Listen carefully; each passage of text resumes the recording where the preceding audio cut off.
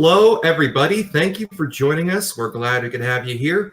Welcome to Harrisburg University's very own Stormwatch. Now, we've got a few topics to discuss with you today. Chief among them being Nintendo, Sony, and Microsoft not being at this year's E3. We'll go over the HU University Storm League of Legends team, which just kicked off last week and is going to see a match tomorrow. Some upcoming Rocket League news, and what HU could do to shake up the formula there, as well as Overwatch 2 updates and the implications they could have on the competitive meta. I'm Patch, and this is my co-host Vojo. I'm a student here at HU in the Esports management program. I'm currently a sophomore. All right, so let's jump right into it. The big story coming out of today's news, the Electronics Entertainment Expo, E3, one of the most recognizable video games showcase events of the year, has seen a massive shakeup in the past couple of weeks, with the announcements that Nintendo, Sony, and Microsoft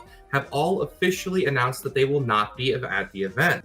This comes with the implications that they're going to be doing their own independent events, stuff like Nintendo Directs, State of Plays, Microsoft showcases, and this is shocking for a lot of longtime veterans of both those big three and E3, because the two are kind of hand in hand. It is Storm season once again, and HU's very own collegiate esports team has just kicked off their 2023 League of Legends Eastern Conference Championship in emphatic fashion with a convincing 2-0 victory over Boston College. Yeah, they had some not record times, but really quick matches too. Their match time was 23 minutes and 23 seconds. Pretty crazy because most league games can go to like an hour. So that's quite a victory there.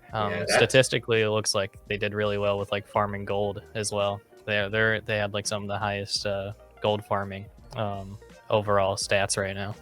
What really caught my eye here were as always, for a lot of new LoL viewers, is the KDA, which for them, for HU, they got 42 kills, 11 deaths between the whole team across 2 games. The number that blew my hair back, 73 assists.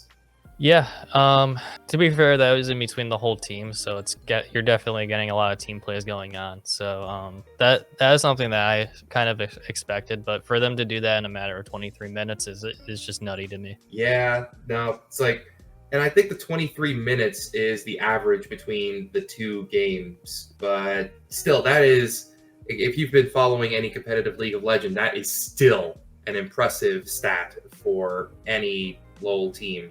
Yeah, absolutely. So let's see. Going forward, they're going to be facing the Western Mustangs, who are coming off of an impressive victory of their own over UDEM Team A. Yeah, the Mustangs, they have a lot of good stats. I'm a very big statistics person, so looking at their stats, they have a lot to brag about themselves. They also had a really good KDA at 6.27. They had a lot of kills. They had a lot of assists too. Like they're going to be a really good competitor, and it's probably going to be a really great match. Harrisburg University's big news is that the Storm are looking to invest some capital into forming a Rocket League team. Now, looks like if they were to enter, looks like they could potentially be on the big stage with the next year anyway, because the 2023 Collegiate Spring National Championships for Rocket League are literally at the start of next month. So it might be a little bit of a wait before we see them. Yeah, I mean, it's hard to predict how HU will do during that. I mean, we don't know if they even have players yet or who they are. There's kind of no way of knowing right now, but I hope to see them doing well and I mean, going into Rocket League Esports for HU is really big to get exposure to the school and to their esports program. I mean, just yesterday I tuned into their CRL, which is College Rocket League, and they were bringing about 19,000 viewers yesterday alone. And College Carball, another big league for collegiate Rocket League, brought in 119,000 views to their stream on Wednesday. So that's a lot of views, a lot of people. It's like College Carball, you said that was, right? Yeah, that's not with Rocket League itself, but yeah, it's their own thing, and it's a league I can hopefully see HU getting involved with. Yeah. So the most we got so far is the patch notes, which even among these, there is plenty to talk about. So let's start with Kiriko, the newest, like one of the new characters that they added. Her healing Okuda recovery time has been increased from 0.85 to a single second even. And this was supposed to have the intent of opening up the opportunity to weave the second fire kunai more frequently into her like game pattern, according to the patch notes that I found. And yeah, I think it just makes her more stronger as a support. As I mean, she's already a pretty good support, but I don't think she's really super viable right now. Like she is viable, but not super viable. But I think this will kind of do it right there. It'll make her a lot more viable as a character, and you'll probably see her a lot more in your competitive matches. all right, yeah, I could definitely see that. From like I haven't really played a lot of Kiriko or Overwatch 2 at all, for that matter. I still have to update to get the new guy, but still, I think Kiriko is an interesting addition, especially for what she can bring to the table, because she looks. I always like to see the similarities between some characters and others to help me like familiarize myself with them. So sometimes you'll see, oh hey, that kind of looks like Genji's secondary fire. That looks like sometimes that kind of works similarly to how like Mercy's heal beam works, but in a just so slightly different way. Now, I could be completely wrong about a lot of these, especially since there is so much uniqueness in pretty much every character in Overwatch. You'd be hard pressed to find these similarities, but that's kind of what makes it fun. All right, so let's jump into Sojourn. Oh, poor Sojourn. Another new character that they added to Overwatch 2 that might not be going in a positive direction. Railgun energy gain, no longer based on damage done by primary fire.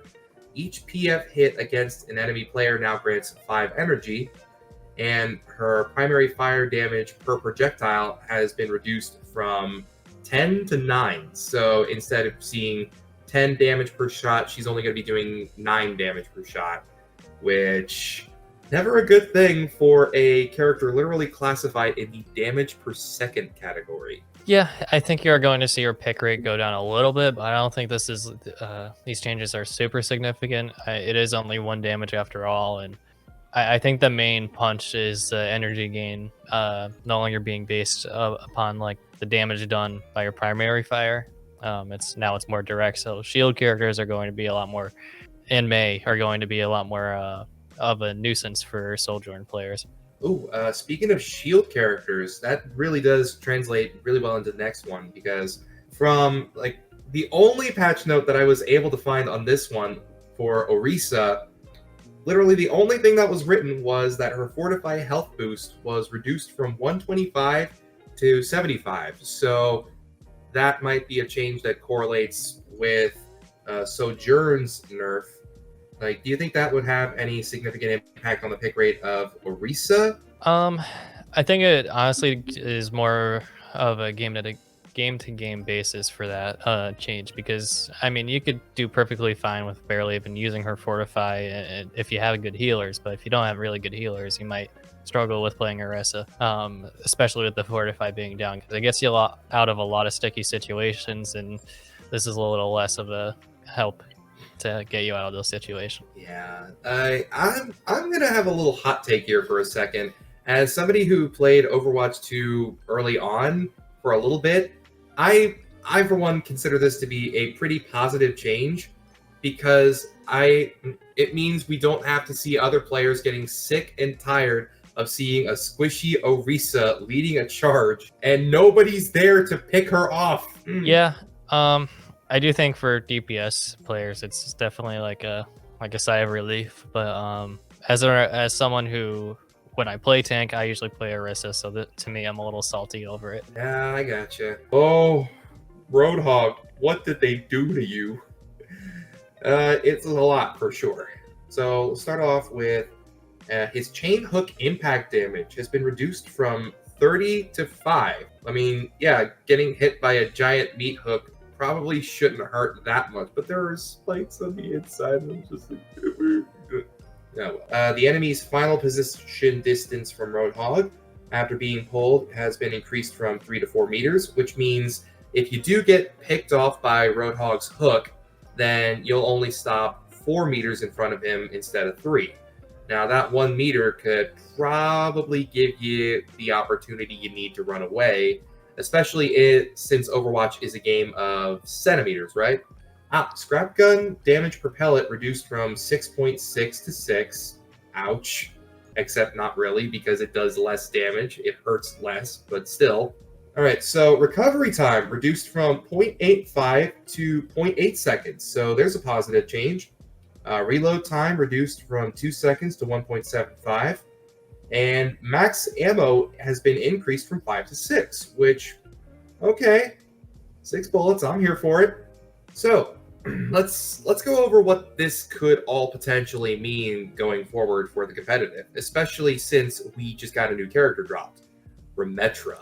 Yeah, I'd say Remetra players are probably doing like a Mickey Mouse clubhouse dance right now in celebration, because Roadhog is one of the counters for Remetra, so that's a really positive change for them. But this is a Roadhog players are probably punching air right now because of these changes. It is a pretty big nerf in my opinion, and you might not always get one shot by Roadhog now when he pulls you in. And yeah. Yeah, I from what I can gather here, it looks like that it's the priority of these nerfs is mainly to curtail some issues with damage balance that other players have, as well as an emphasis on Roadhog's secondary fire, because like he's got the scatter blast, right? Yeah. And how many shots does that take? Is that still one, or is it? I'm not entirely sure. I don't really play Roadhog all that much, so yeah, it's I don't know off the top of my head.